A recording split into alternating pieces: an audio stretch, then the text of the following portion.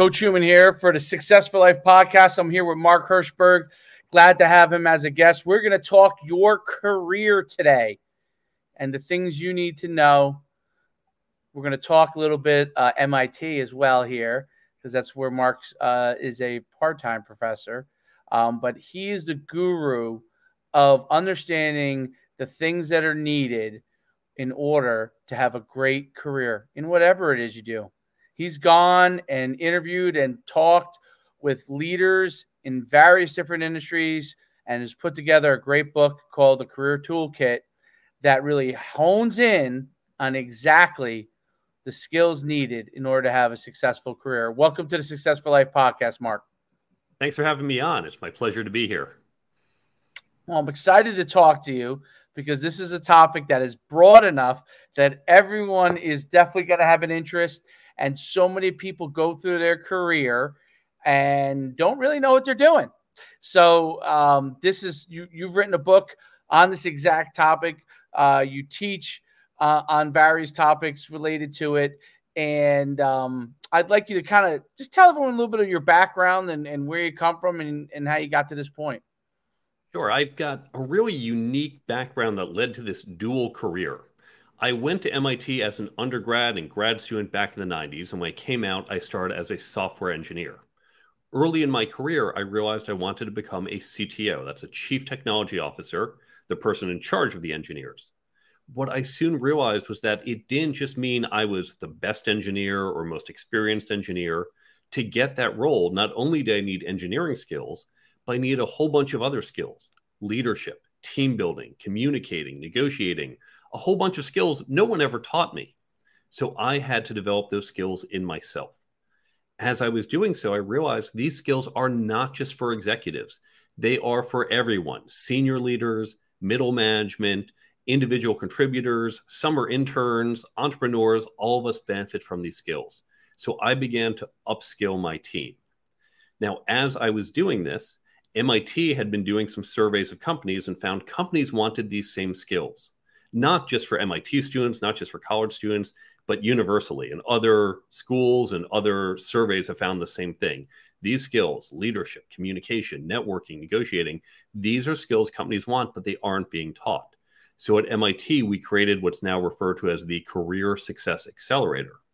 And when I heard about it, I offered to give them some of the content I developed for my teams. They asked me to develop more content and stay on to help teach, which I've been doing for the past 20 years.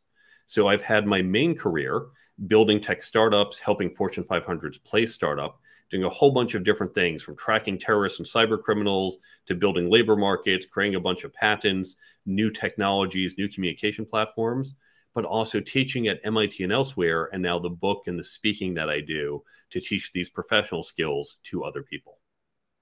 Great. Well, I think one of the things that we all realize when we get into an executive level role is that it's not just your expertise within that subject area that's important. It's how you manage people, how you relate to people, how you can motivate people, how you can get people to do things that you're hoping to be able to accomplish, setting goals, strategy, tactics. There's a lot of different things that end up to being real important when you get into a management role. And there's a lot of skills that you got to develop along the way. And I think it's really interesting about your book is that we're going to dive deep into those areas because people can gain a lot of success. So for example, engineers, right? MIT, that is the expertise of MIT is engineering, right? So people who go there to become an engineer, they develop that specific skill set, whether it's a civil engineer or any type of engineer they're trying to become. They get that skill set and be really wildly successful early on because they have an expertise in an area, right? Move up quickly. And then all of a sudden they're in charge, which is what leads to what you're gonna talk about much more. What are some of the things that you encountered in writing this book that you found really fascinating? First, the fact that we don't teach it, because this is not a surprise. I'm sure this is not the first time the audience is hearing terms like networking and leadership. We've heard it. In fact, growing up, I remember hearing from my parents and teachers and others, oh, networking is so important. It's not what you know, it's who you know. We know this, we've talked about it, and yet no one stops and sits you down and says, and by the way, here's how to do it. We just ignore that. And there are historical reasons why we do it. So that was very surprising.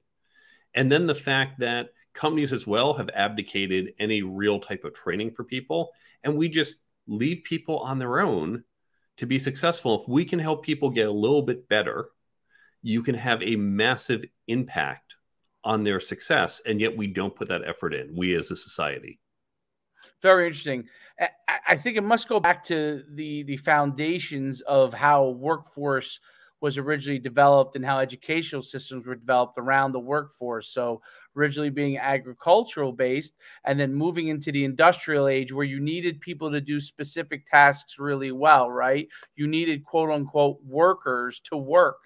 And now we're much more in the information age where some of the things, what we call, you might call soft skills, are so valuable because you're dealing with people in a lot of different capacities.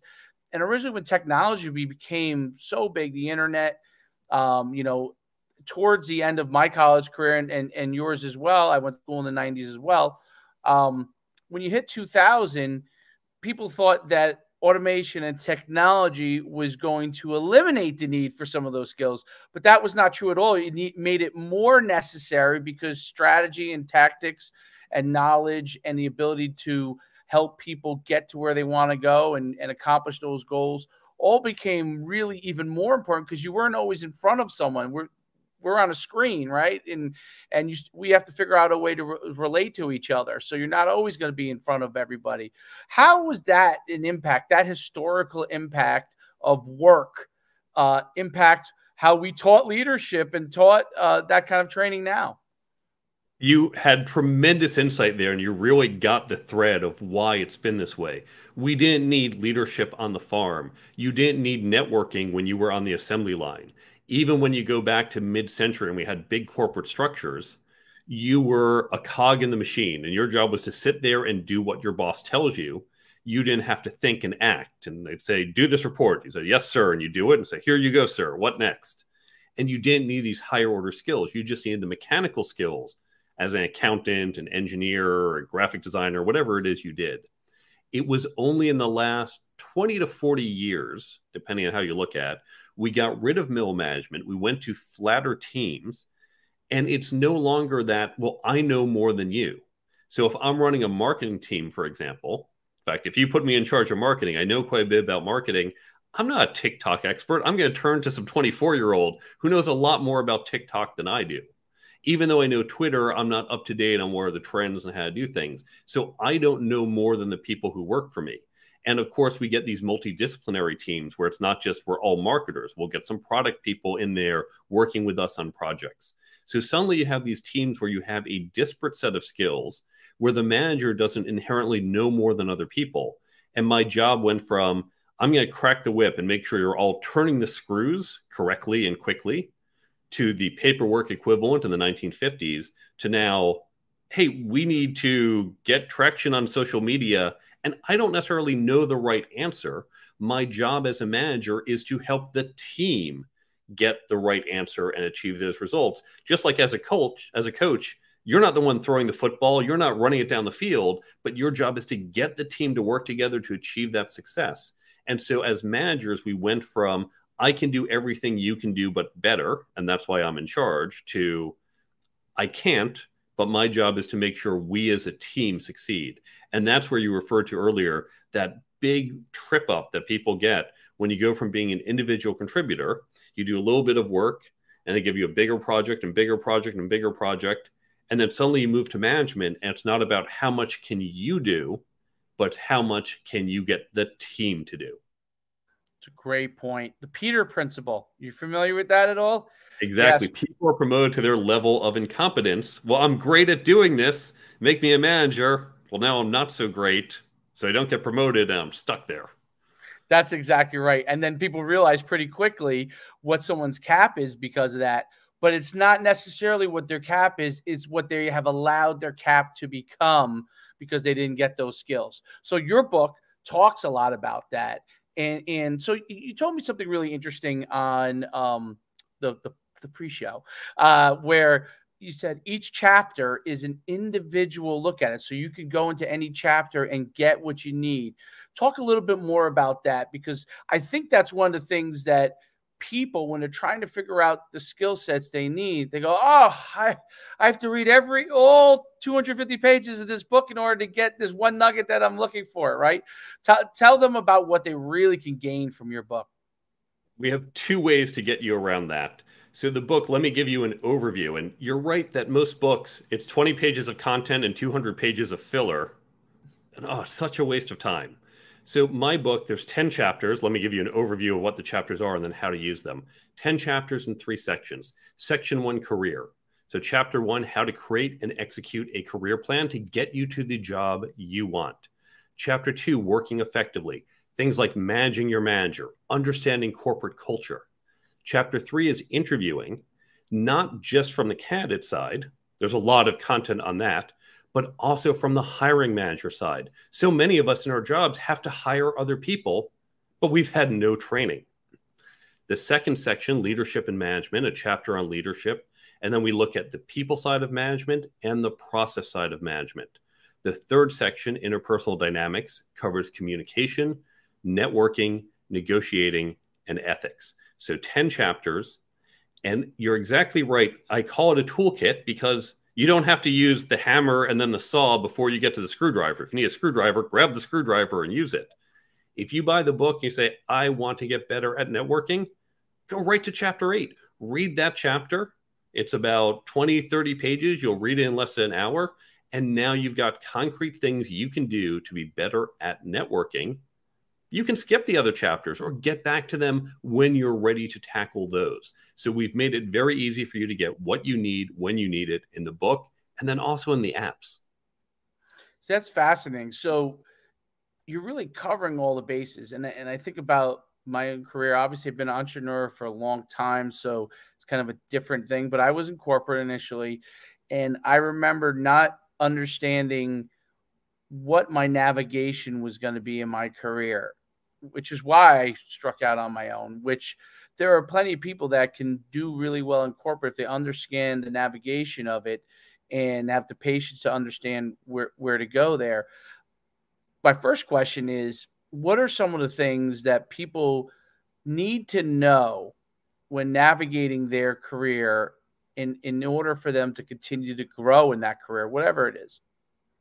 First, it's to actually have a plan, to know what you're doing. You don't want to, for example, do a road trip and say, let's get in the car and drive. You probably want some destination in mind. And even if you have that destination, if you're in New York and say, we want to get to San Francisco, you probably want to just look ahead of time. By the way, what's the route we might want to take? What are some of those highways? I know today, of course, you can just do it dynamically on your phone because we all have GPS. But in the days we grew up, you paid attention ahead of time. Hey, how do I get from New York to San Francisco? Even if I don't know every small road where we're going to take a detour to go stop at a hotel, I know what the major highways are. I've planned it out. Now, the thing about the plan is we know it's never going to work out. There's going to be traffic. There's going to be construction. There'll be problems. We're going to have to take some detours along the way. But if we don't have a plan, it's utter chaos. The odds of being successful are pretty slim. And again, when you think on the football field, you don't just say, hey, team, go step on the field, go play. You have a plan. Are we going to do a running game? Are we going to do a passing game? Who are we looking out for on the other side? Who's the person we're relying on our side? You have a plan. We know it's not going to work out exactly as you planned, but you start with a plan and you adjust as you go, because without it, you're really just tossing the dice. And that's what we need to do with our careers. Now, do people need to look, what do you think about mentoring, seeking out mentors? I'll use myself for an example. There wasn't anybody in my family that I could have gone to about a business career, you know? So when I went into the business field, initially, you know, I didn't know who to talk to. I had an MBA. I had, you know, I had an undergraduate. I got my MBA, but I didn't have anybody that was a mentor. I had to seek those out on my own and figure that out on my own. What are some like kind of shortcut ideas that people can do in order to really gain kind of a better mentorship to gain them some of the skills they need? Great question. And yes, you don't have to do this on your own. You can certainly look for additional information out, whether that's from books, listening to podcasts like this one, getting an MBA, learning on the job. That's one way. Having a mentor, whether formally or informally, other people you can learn from is helpful. Joining some type of community, whether it's an online community or local community, finding other people in the same boat. I'm part of founders groups of people who start companies. I'm part of CTO groups of people who lead technology teams. And the great thing is in those communities, I can say, hey, I have a problem. Here's what I'm trying to do. And there's other people who have been down that path and they have that experience and advice. And a lot of people are willing to help you out. So don't do it alone. Find other people. And you can do that whether it's general business. There's also a way to do it for these particular skills. And let's talk about that for a moment. Now, there's a free download on my website about how you can create peer learning groups to develop this. I recommend doing it at your companies. If your company doesn't want to do it, you can do it on your own. Find friends, create a local meetup group. Here's the important thing about these skills and how to learn them. First, these skills are learnable. We think about, well, aren't people just natural at it or not? There are natural leaders, natural communicators, natural networkers. Yes, there are. And there are natural violinists and natural basketball players. But it doesn't mean those of us who aren't natural at it can't go and learn it with practice, with drills, with repetition, with training. We can get better than those who are natural, but don't put in the effort. So all of these skills, leadership, communication, all of this is learnable. The best way to learn, however, it's not the way we learn in school where the teacher says, memorize a periodic table or memorize these dates for the American Revolution. There are no things to memorize. There's no formula for leadership. There's no 3 things to know about networking. These are skills we have to practice, like music, like sports. You want to do it. You want to try. You want to practice.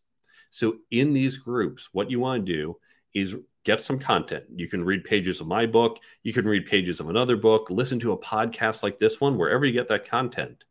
And then in a group, discuss it. Because it's in that discussion, that's how you're learning. That's how I hear your perspective on leadership, which is different than mine. That's how I get some practice. Or I say to the group, hey, I have a communication challenge. I want to convey this to my team. Here's what I'm thinking. And you can share your insights, or I can practice it and get feedback. That's the scrimmage. That's the practice. So with these skills, it's not simply, I heard a podcast, I read a book. You want to go deeper and have that peer learning group. And that's really going to help you learn and acquire these skills. You're on mute. You're muted.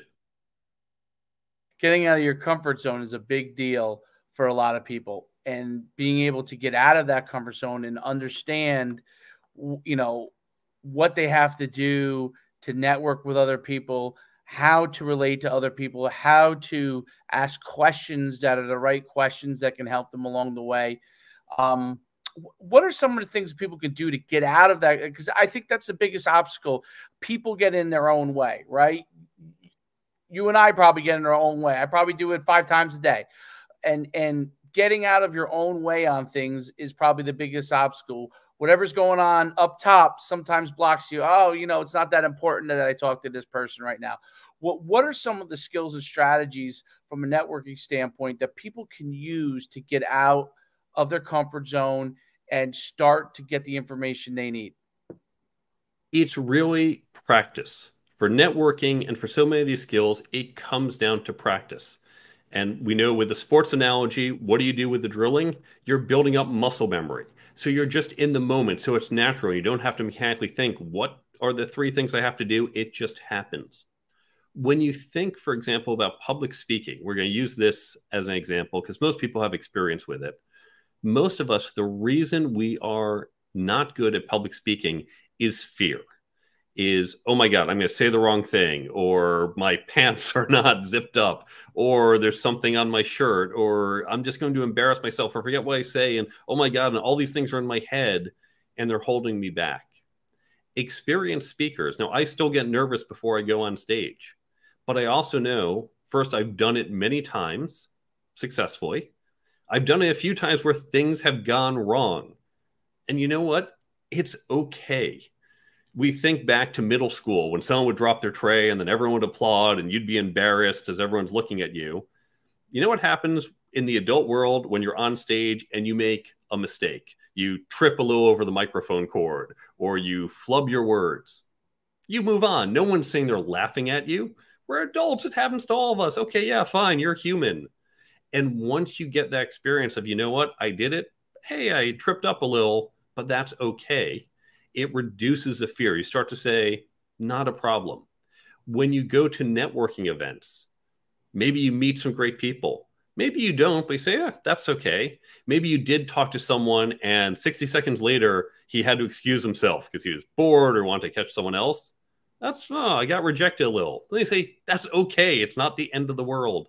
And it's building up that experience to say, yeah, I don't have to be perfect and it's not a problem. And removing that fear, that is key.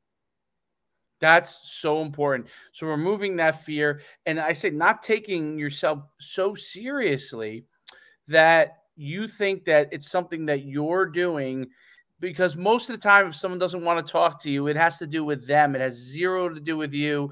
If someone's not interested in what you're saying, it has to do with their own interest, their own kind of selfish guidelines that they have, that they're not looking to talk to you at this moment. And that's one of the things that people have to be able to realize. And I think that's an important understanding, that it's not personal. Okay. Relationships are personal, but rejection, a lot of times, it is not personal. More to times has to do with something that they have as a priority that's different than your priority. And that's one of the things I think we have to get past over and over again, with respect to fear of it, is that when you get rejected, it's everyone always thinks, oh, what did I do? What did I do? And yes, occasionally, sometimes, there's something that you did do, but it's always rooted in their own guiding principles first. So when they're rejecting you, it's because it doesn't match with their guiding principles. That's why they're moving on. It really doesn't have to do with whatever your ideals are, your stance, or your business philosophy, or your management philosophy. It has to do that it's different from their philosophy. And once we understand that, I think it really helps us to kind of move forward and not get caught and backlogged on those kind of things. What are your thoughts on that? You're absolutely right. And we see this not just for networking or these skills. I'll give an example. It happened to a friend of mine. She applied to a very big tech company last year, one whose name you all know, and did the interviews, then nothing.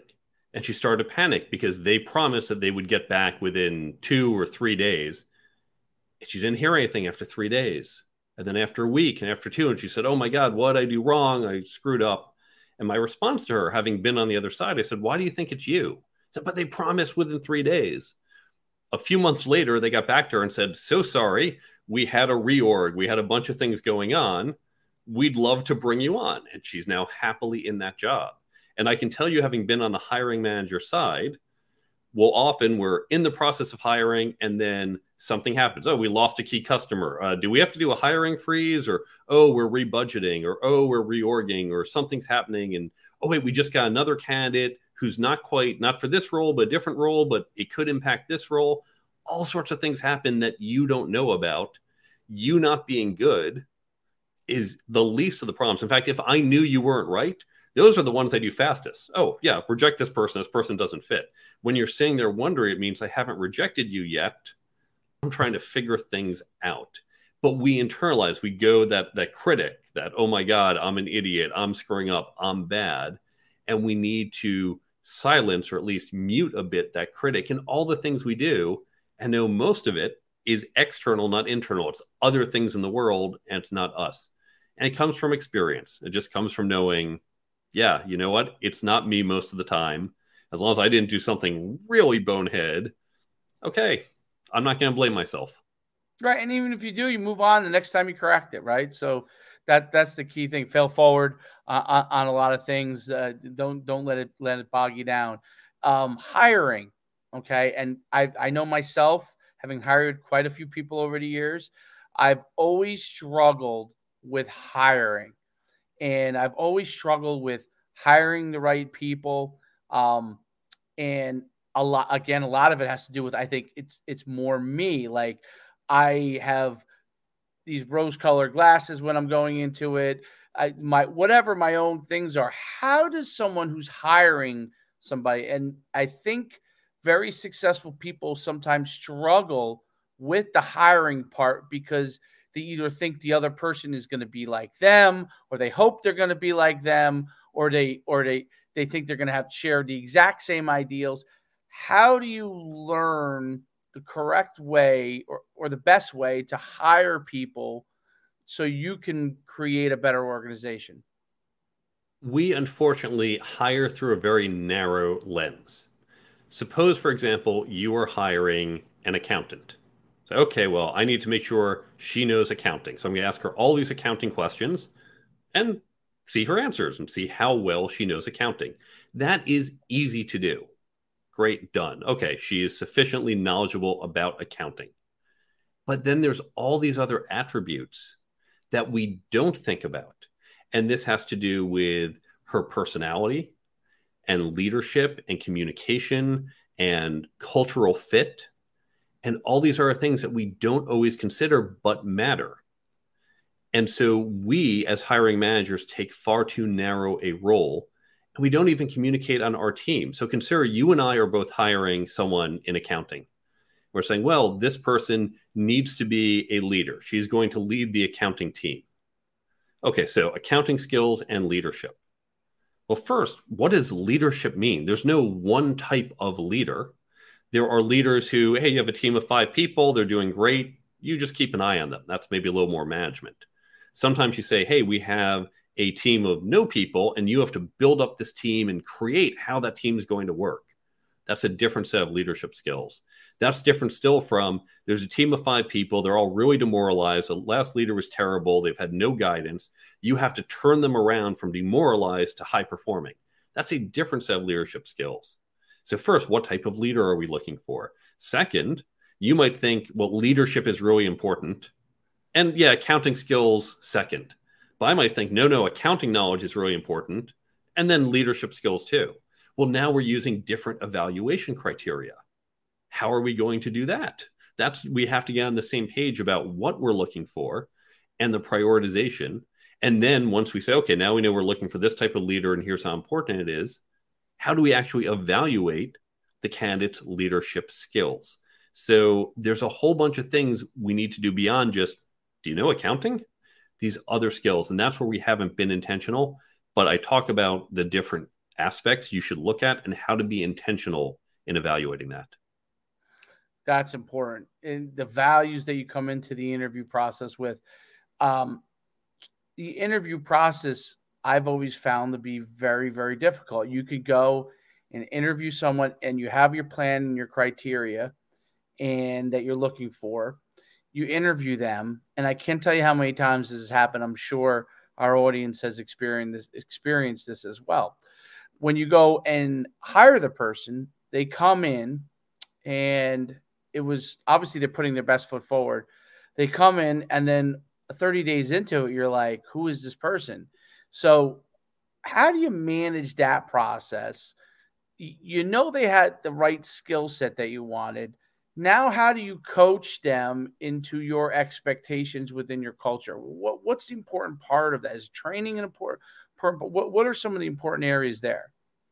Well, a few things. First, judge by actions, not words. So, for example, if I were to ask someone, what are your best qualities? They're going to give me some answer that we all know how to answer that because we looked up online. Instead, what I like to ask is, if you were hiring someone for this role, what would you look for? Because that tells me what they think is important. It's less direct, and people haven't really been trained how to answer that. Or tell me, where have you focused your time in the past 2 years on improving yourself?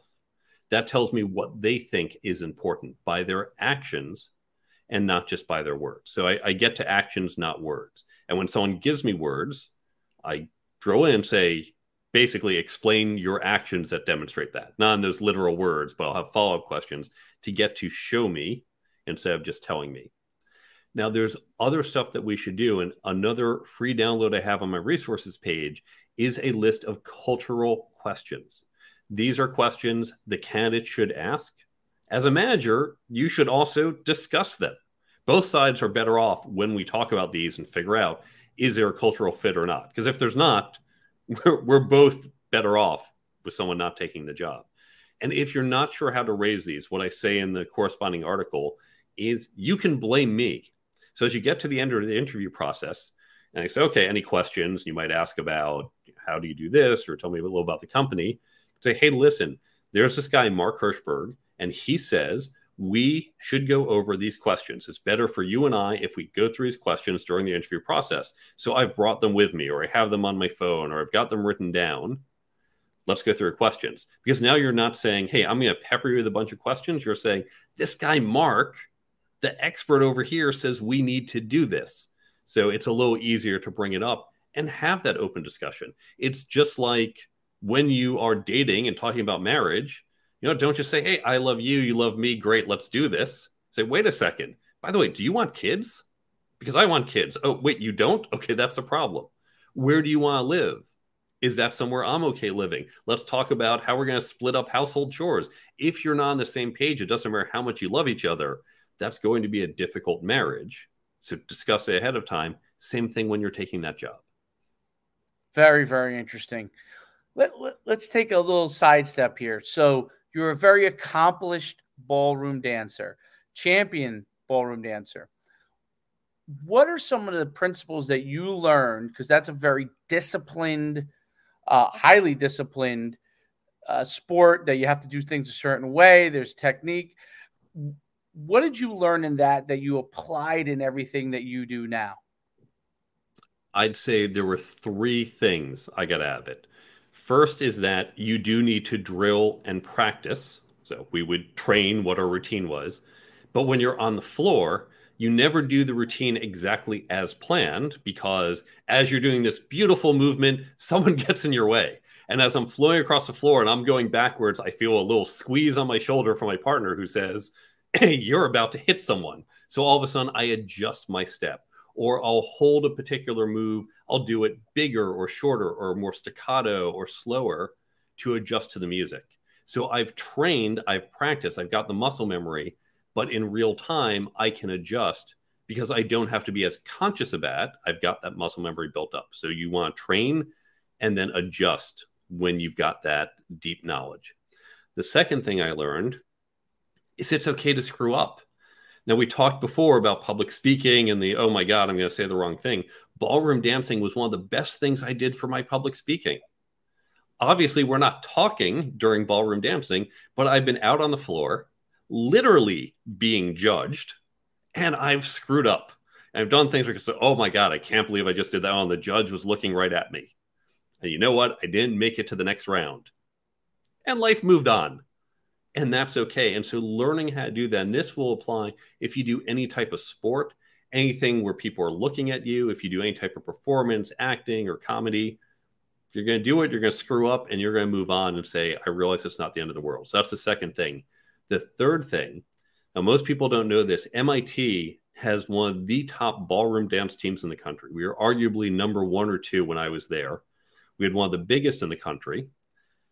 And really being a part of that group, of having all these other phenomenal dancers around saying, yes, we're pushing ourselves and I'm pushing myself along with them, that was helpful. So surrounding yourself with other people who are good, who are committed. And by good, I don't mean, oh, they have to be better than me.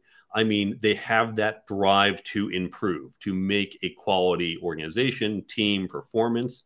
So don't say, oh, well, you don't know as much as me, I don't want to work with you. You probably know more than me in some area. I don't know what yet, but you have that drive to let's do well. Those are the people I want on my team. So it's very interesting because basically, it falls in line with exactly what, the principles of our developing your career, right? You got to train, adjust, you got to fail and learn from that. And then you want to be part of a team that's like-minded and aiming for the similar goals, right? So that's really, really interesting. But my only experience with ballroom dancing is with Silver Linings Playbook. Have you ever seen that movie I haven't yet seen that one. Yes, but I know there is dancing in it. Yes. So she's trying to learn ballroom dancing. So it's very, very interesting that there's a component of that too. Yeah, I think you find it interesting. But yeah, I remember that. That's my only experience with it. And I saw the discipline in it, which was phenomenal. The amount of discipline you have to be able to do such a great job in it. But that was really interesting. So now the messaging for people listening that in their career, I want to go from 0 to 60. I want to become a successful CEO, and I'm in middle management. What do I have to do? What are some of like a couple of things, 2 or 3 takeaways that I need to have in order to? Everyone wants to do things fast, right? Fast track this, right? And obviously, there's no such thing as really a fast track. That fast track might be 15 years, okay? It might be 10 years. Everybody's at a different pace. What are a few things that people need to master as soon as they can to start to get the most out of their career? Let's just put a note about fast tracking, because back in the 90s, during the dot-com era, I had lots of friends who quickly became CEOs, CTOs, C-whatevers. That was And they me. did I didn't something know what I was doing. Right. And I said, yeah, I don't know what I'm doing, but I started the company. I'm taking the title. Well, congrats, you have the title. Many of them failed. Those who didn't often struggled for a number of years and wasted time and money and effort figuring it out. I said, you know what? I can make myself a CTO tomorrow. I could find some star, like, make me a CTO. Or I could say, there is a skills gap. And so this is what I recommend. Talk to people in those roles. Look at it from afar and talk to people in them and understand what are the actual skills, and then be honest and evaluate yourself, and you're going to find you have a skills gap. There are areas where you're strong. You might say, hey, I know everything about leadership. I am a great leader today, but I am not great at networking. And that's really important to be a CEO, to run a business. I have to work on that skill. Or I need more knowledge of finance. I know how to do this thing, but I don't know the first thing about accounting. And if I'm running a company, I better be able to understand how's the money working here. So whatever your gaps are, whether it's these skills we talk about in the book or other mechanical skills, look at where you have a gap and then say, how can I address it? Now, by the way, you don't need to be an expert in all of these. In finance, for example, you don't need to say, well, I have to be a master accountant. I'm going to hire an accountant. They're going to do all the details and the bookkeeping and how to use QuickBooks, but I need to know enough to have a conversation with them, to know what's happening in the company, to ask relevant questions. On the other hand, networking, you know what, as a CEO, I am the person out there building relationships, finding new clients, doing all these other things. That comes down to me. Yeah, I'll have a salesperson, but really a lot of it's going to be on me because it's more than just about selling. So I can't just say, well, let someone else do it and supervise. I've got to own that. So look at your skills gap, look at each skill, where you need to be, how short you are, and then come up with a plan to fill in that gap. Very, very interesting stuff. Yeah, the bridge, the gap between what your skills are and where they need to be is often a huge issue. I can't thank you enough for coming on the podcast. Tell everyone where they can find your book, get a hold of your book, get to your apps, get to your website. Where can they go? There's 2 websites. The first, thecareertoolkitbook.com. And that's where you can learn more about the book. You can buy it on Amazon or other places. You can get in touch with me with questions or follow me on social media. You can download the free companion app, the Career Toolkit app, on Apple and Android.